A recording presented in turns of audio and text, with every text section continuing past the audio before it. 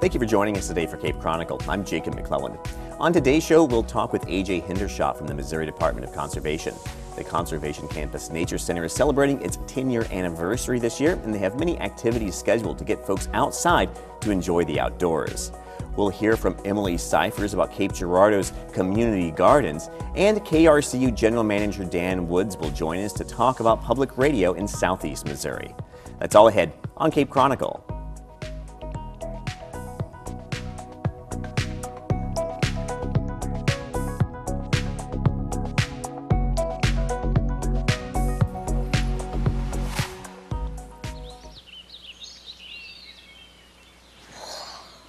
Oh, look, a redhead. Staring contest.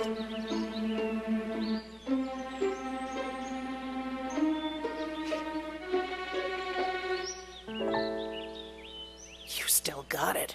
I know. Come alive with the forest. The dad was cute. You were looking right at us. Visit discovertheforest.org to find a forest near you.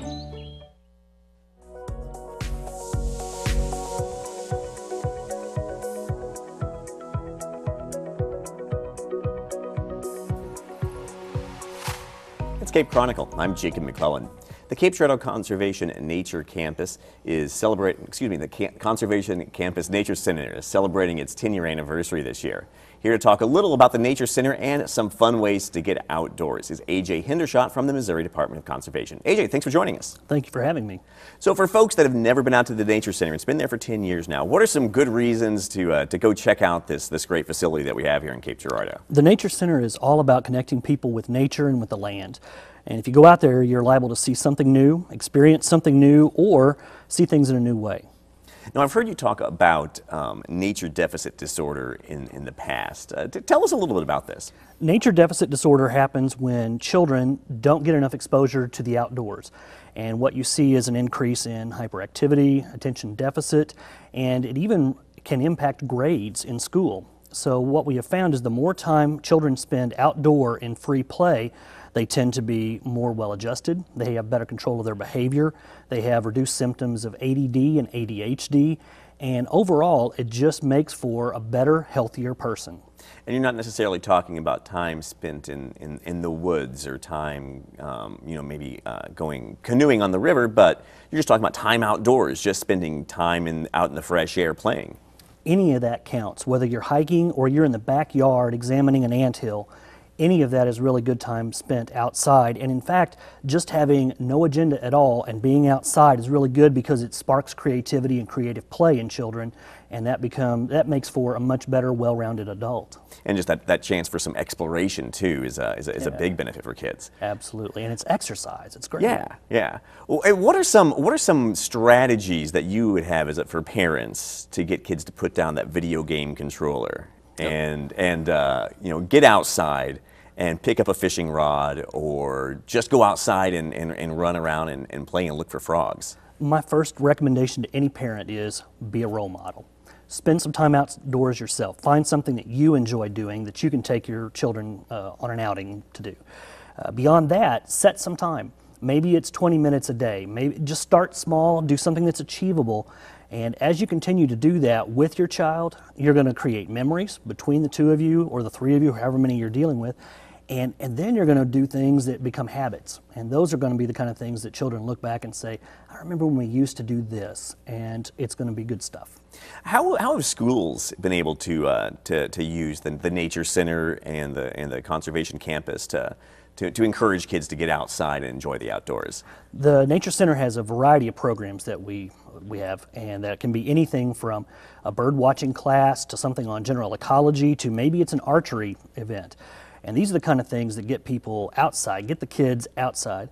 But we also have something called Discover Nature Schools. It's a curriculum that exists for all grade levels in Missouri schools, and a lot of these incorporate going outside to make your own observations, to take a field trip, to do things that just inspire people.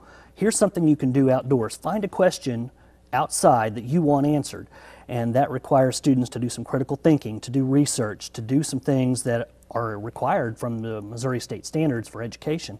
And what better place to do that than outdoors? It's inspiring. And you have not only the nature center there, but also the trails behind the center. Tell us what are some of the attractions there? What are some things to look for when hiking with your kids on those trails? Anything. You just never know what you're going to see, and that's the great thing about being outdoors. No matter how many times I've walked that trail, I'm going to see something a little different that day, or maybe something brand new. So if you're into bird watching, it's a great place to go. If you're into just getting out and seeing what wildlife are around, squirrels, chipmunks, deer, turkey, we have that there. Or it may just be a matter of the challenge of being outside and walking something that's not concrete, because you're going to get a chance to be on trails that have gravel and have mulch down there. It's a great opportunity to see something different, and it's relaxing. Well, and for folks in Cape Girardeau too, it's a nice quick drive to get to this trail and to have a chance to hike. It's not hard to find. No. We're just right there where everybody can see us.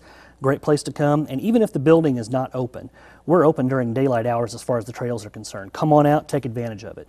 So it's the 10-year anniversary for the Nature Center. Tell us a little bit about some of the activities that you have scheduled.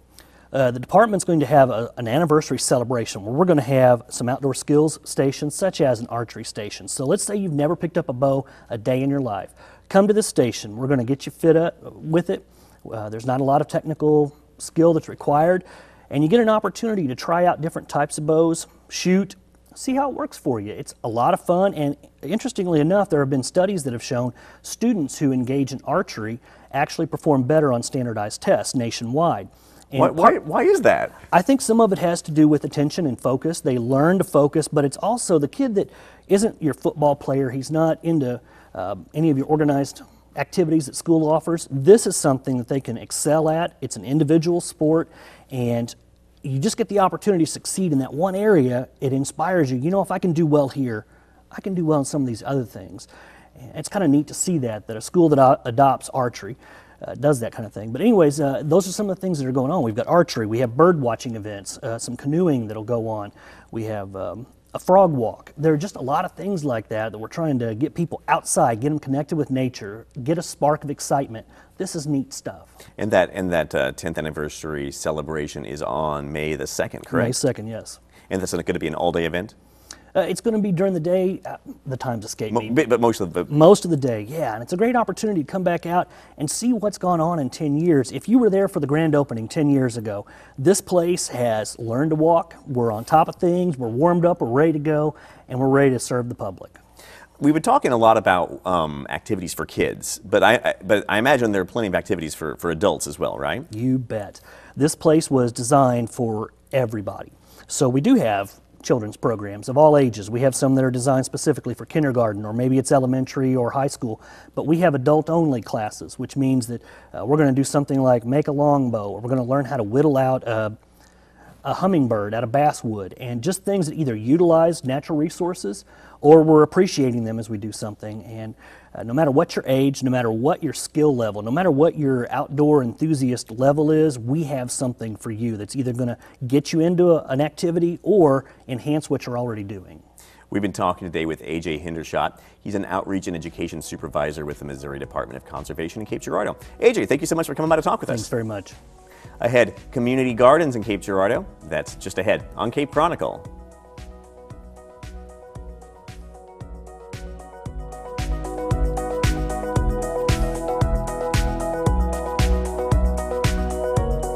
The walk for Redhawks is extremely important to us. My athletic scholarship means a tremendous amount to me and my family.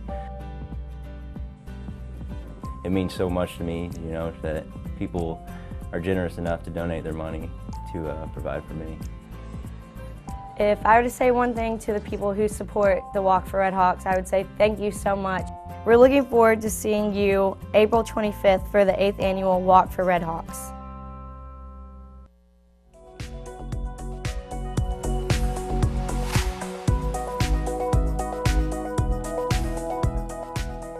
Thanks for joining us for Cape Chronicle.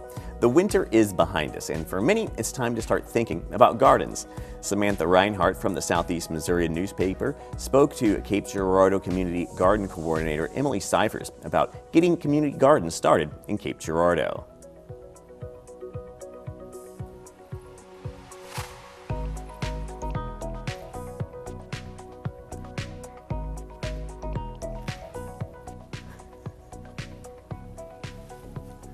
Thank you for coming today and talking to us about what I guess you could call sort of a revival in community gardening in Cape Girardeau. Right now we have the City of Cape and Cape Girardeau County Public Health Center and several other public groups very much involved in getting this up and running. So tell me a little bit about how you came to be involved with these efforts. Well, I was at a meeting for the Cape Riverfront Market, and Levi Olson, who is a part of the Healthy Coalition Committee, he said that they had received the HEAL grant, Cape County Public Health had in Parks and Rec in collaboration with the Healthy Coalition Coalition. And so I said, are you kidding me? I've been wanting to get involved with community gardens in Cape again, so this is perfect. How do I apply? Yeah. And he said, call Julia Thompson from Parks and Rec. And so I sent my resume over to her and ended up interviewing with both her and Jane Worsman from the Cape County Public Health. Interviewed, and then they hired me. And your background, you are involved in the Riverfront Market and you also are involved in farming, right? Yes, I have a small vegetable farm with my husband here in Cape, right off 177. We just farm about 2.5 acres of organic vegetables that we sell at the Cape Riverfront Market and then also through a CSA, Community Supported Agriculture Program. Okay, so with community gardens, what all responsibilities do you have with that? What all do you get to do? Well, a big part of my job is planning and managing a new demonstration garden that's being installed at Shawnee Park Center. And then also at the Shawnee Park Center, we're organizing classes to be taught there on gardening, nutrition, and cooking. And then another big part of the job is organizing volunteers to get them to the community gardens in Cape. And there will be ultimately a total of 4 community gardens right now. Yeah, there were 3 already established years prior by Robert Harris, who has been really active in the community garden scene. And then the demo garden is the new one going in this year. And I know a lot of people have talked about with this demo garden, especially a big focus is going to be on vegetables, on plants that are actually edible. Yes, it will mostly only be edible plants. We plan on putting some herbs in as well, which are edible, and edible flowers too. So, and just to show people that they can do this at home. We'll have them in raised beds, and then also I want to do some container gardenings and straw bales too. You can just plant straight into straw bales with a little bit of compost. And that's where the classes you mentioned earlier come in too. You know, they're teaching you things, you know, in addition to the growing, how then later you can, you know, you can eat them, you can prepare them, things like that. Yes, exactly. And save it for later too. That's one of our classes, is saving your harvest, where you can learn how to freeze and can tomatoes, you know, which hopefully we have a ton of this year. Right. So definitely to really get this up and going, it requires volunteers. It involves people, you know, really becoming active with the gardens. 100%. I mean, the gardens won't thrive without that community support, that volunteer support. It takes a lot of work to manage 4 gardens that aren't right by each other.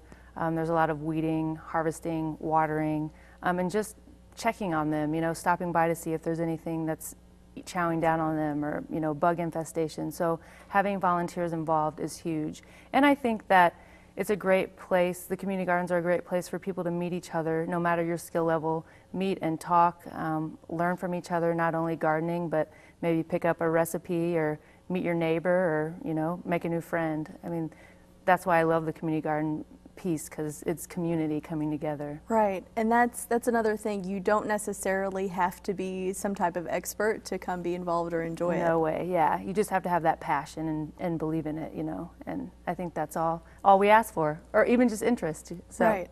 Yeah. So do you think that there is interest in the community now to get involved in this? I do. I've had, let's see, we put a link on the Cape County website that you can click on and fill out a form, and then it comes to me with your availability and, you know, your interest in gardening. And I've had a few come in that way, and we just posted that, I don't know, a week ago, and we haven't really put it out there much. And then I've just had people through different expos. We set up at the Osage Center. We had a few people sign up there, and then we'll be at the Home and Garden Center too, Home and Garden Expo show. So hope to get some signups there. So yeah, they're slowly trickling in, and I think as the weather gets warmer and people start feeling the urge to get out, I'm hoping that we get more that way too. And I think that's another thing, you know, is just talking about this way to reach out to people, you know, so it's a good way to connect with your neighbors. So if you become involved, it's definitely something that you can then turn to other people and really encourage them to come out too. For sure, yeah. Word of mouth will be huge, I think. So what's your vision for the future of community gardens? Like, what would you like to see it become? I would love it. I would like to be able to provide, you know, the food bank and the safe house with a ton of produce. I'd like to see it a space, like I said, where people do come together and really talk and hang out and grow good food and learn from each other. Maybe expanding the different gardens in Cape, the places that we have them, there's room to grow there. So if there is that interest, you know, we can put in more beds and expand the area that we're growing on. So bigger, yeah. Yeah. More people. Because that's a really great thing. You know, you're starting with 4, but you know, there's so much potential to just go on from there. Yeah, definitely. And there are, in other cities I've lived in, they have programs that really involve youth and teach kids how to grow food and appreciate food and love food and to make food, and that I would love to see here in Cape. Yeah, and I know that's another component that I've heard people with the Parks and Rec department get really excited about, is it really promotes a lot of health benefits. Yes, for sure. I mean, and that's a big part of the grant, the HEAL grant. It stands for Healthy Eating, Active Lifestyles, and so, you know, that's one of our main goals of the community gardens, is to, you know, show the community how to be healthy. And again, if you've never gardened, if it's something you're not good at, you know, if you were the kid with the seed in your little Dixie cup and it died, you know, you can still come out and do this. Yes, yes, don't give up. I mean, Right. I've been farming for 10 years on a small vegetable farm, and every year we have stuff die. It's just part of the process. So don't give up. Right. And it is kind of encouraging too when you get to be involved in this and you're growing something that you use, you know, something you eat or that other people eat. It's something to really be proud of. It's really rewarding. I will say, you know, whenever you can go out and pick a tomato and walk inside, slice it up, put it on a sandwich, or go inside, cook it down to a sauce, put it on a pizza. I mean, it's a really awesome feeling. When you can look at a meal in front of you and say, whoa, everything in here I pretty much grew, you know? So it's awesome. And, you know, that's something that you talked about before. We kind of mentioned that it's going to be a focus on, you know, on vegetables and things you can eat, but certainly there's a chance to also expand that, what's actually going to be planted, you know, once it starts. Yeah, I think that they have plans to put in fruit trees and nut trees and berries at the Shawnee Park Center. Maybe this year, maybe next year, we'll see, but we'll definitely get it there. And I think Shawnee Park is a really great place because it's really accessible, especially if you live on that part of town. For sure. You know where it is. It's easy to get to, which is great. So, yeah, and it's right there on that corner. It's really visible, and that's a part of it that I think is really cool too, because people can see it, you know, and then maybe they'll drive by and see the flowers or vegetables, and they'll think, "What is that? I'm going to go check it out." Yeah, and there was already such a base established too, you know, for community gardening. There was already a lot of interest, and this is, again, kind of like a revival, a rekindling of that. For sure, for sure. So if people do want to get involved, it is pretty easy to reach out. You guys do have the Cape Girardeau County Public Health Center website, and people can go there. There's forms available for that. So all you have to do is reach out. Yes, yes. Please check out the website and fill out the volunteer form, and I'll get back with anybody who sends in the form. Well, great. Well, thank you for coming to talk to us about it today. Thank you for having me. It was fun. Great.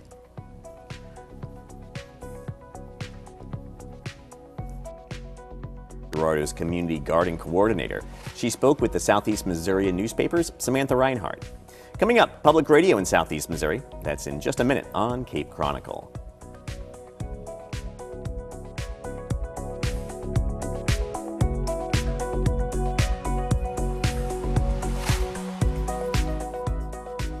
The hardwood doesn't care. The gridiron doesn't care. The diamond doesn't care. The tracks, the courts, the fields, they don't care. I don't care. I don't care. We don't care. I don't care. Southeast Missouri State University doesn't care. If you can play, you can play.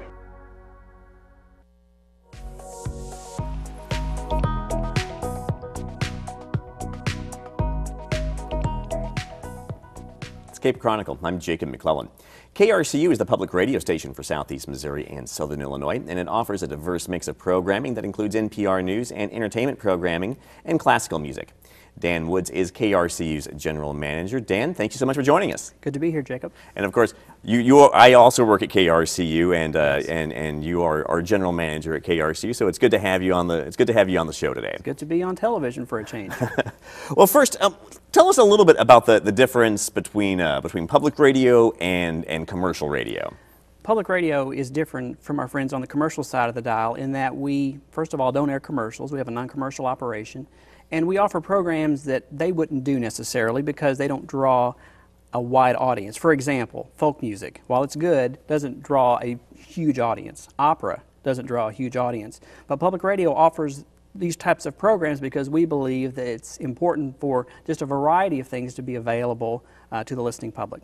So you mentioned no commercials, Right. So that means there's a different funding model for public radio. Kind of walk us through that a little bit. Yeah, it is very different. We don't air commercials, so what we do air are acknowledgments of support.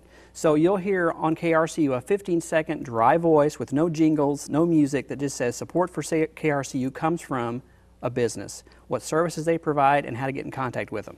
That's it. No slogans, no promotional kind of things. We're not trying to sell you on anything. We're just acknowledging a gift. In addition to that, we do fundraisers. So if you're familiar with public television, they do telethons or whatever on the air. We do it on the radio. And so you and I have done these for many, many years where we go on the air, remind listeners about the service we provide, that we don't air commercials, that their support, their contributions are an integral part into funding the operation of the radio station. And so there's lots of contributions that maybe smaller, $30, $60, Right. and there are also larger donors that give on a continuing basis. Right. So you'll have anywhere from somebody giving $5 a month to someone giving $45 a month, and every gift is important. And so by the time we do these two drives, $50,000 will be raised from people who listen to our station, who enjoy the programs that we provide, and put their money to what they enjoy listening to, which is very unique because on the commercial side of the dial, they're usually giving away money or giving away prizes. We actually ask our listeners to contribute to us to fund the radio station. What separates the news on a public radio station like KRCU to other media outlets? It's, if anything, to sum it up, it would be the in-depth character of it. On commercial radio, commercial television, you'll get sound bites. Just a quick little quote from a newsmaker. On public radio, the story may go on 3, 4, 5 minutes, and in some cases, NPR will air a series, one person maybe over 3 days, 8 minutes for 3 different days, 24 minutes of content without any commercials to listening to the particular interview. So it's just the breadth of the coverage, the in-depthness of it, and in a world now where many of the major news organizations have cut back on having foreign bureaus and having reporters travel, NPR is continuing to open bureaus around the world. And what makes that unique is you get that coverage right there on the ground. So a reporter doesn't fly in, interview some people, find out what's going on, and fly out. They live there. They go to the market every day. They have sources they develop, which makes the coverage just invaluable. It's a more expensive way to provide that coverage, but it's one that provides a more valuable, in-depth knowledge of a subject area and of a region. Tell us a little bit about the ways that KRCU is trying to embrace digital right now. Well, it's interesting because there's been talk for many, many years now that radio is becoming old and worn out and nobody uses radio anymore, and that's not true. People still use radio, but we have to figure out other ways to get our content out beyond the broadcast because what we know now is that people like to time shift things because things aren't always convenient. We may air a program at 3 o'clock every afternoon, but if you're at work and you can't listen, you'd like the flexibility to be able to download that to your iPhone or to your Android device and listen to it later. So making that content available is critical. And of course, there is a cost to do that as well because you have to have people behind the scenes getting that content posted, getting it edited, getting it prepared to be online as well. So in addition to doing the regular over-the-air broadcast, there's a whole other side that's making that content available for these other devices. And it's challenging sometimes to be able to keep up with both. What we've tried to do is to try to, when we do the radio story, sort of write it in a way that it can be good for radio and for web and for mobile, so that you make your efforts. So you're not redoubling your efforts to doing it over and over again. But that's challenging sometimes. In a lot of ways, podcasts are kind of the Netflix or the Right. or the Amazon of the public radio world. And when you look at programs like This American Life, for instance, which are consistently one of the most downloaded programs on iTunes. Absolutely, it's number one, and consistently that way. People enjoy getting their content that way. And so we try to make sure that our local content is available that same way, just to make it easy to be able to access it no matter where you are or what you're doing. Let's talk a little bit about NPR One. This is an exciting app that NPR has developed that ties in the local with the national broadcast. Yeah, NPR One, we call it the sort of Pandora for public radio. So you download the app to your device, and it gives you a national newscast, and then it'll find your local station through GPS, and so you'll get some national stories. But as those stories pop up, you can say, I like this or I don't, and the app will learn you like science stories or you like politics, and eventually it aggregates it, so when that app opens, you're getting the stuff that it knows you like to listen to, which is a really exciting thing to have now. And of course, for like us, for KRCU, we put our newscasts inside of that app, so you get a national newscast, a local newscast from us, then those feature stories that just keep coming one after another. Real quickly, could you tell us how you decide which programs that you want to schedule on KRCU? You know, it's really tough because there are so many good things out there. So one of the things we do is we conduct surveys. When we do our membership drives, our fundraisers, we ask for input from our listeners. What do you like? What would you like us to do that we don't do now? And we try to get all that information, cook it down, and try to do the best we can with the budget that we have and the resources that we have to put on a schedule that we think our listeners would like to hear. We've been talking today to Dan Woods. He's KRCU's General Manager. Dan, thank you so much for dropping by to talk with us today. It's been a pleasure. Good to be with you, Jacob. And thank you for joining us today for Cape Chronicle. The program is a collaboration between the Department of Mass Media at Southeast Missouri State University, the City of Cape Girardeau, and KRCU, the public radio station for Southeast Missouri. Our Executive Director is Jim Dufek. I'm Jacob McClellan. Thanks for watching.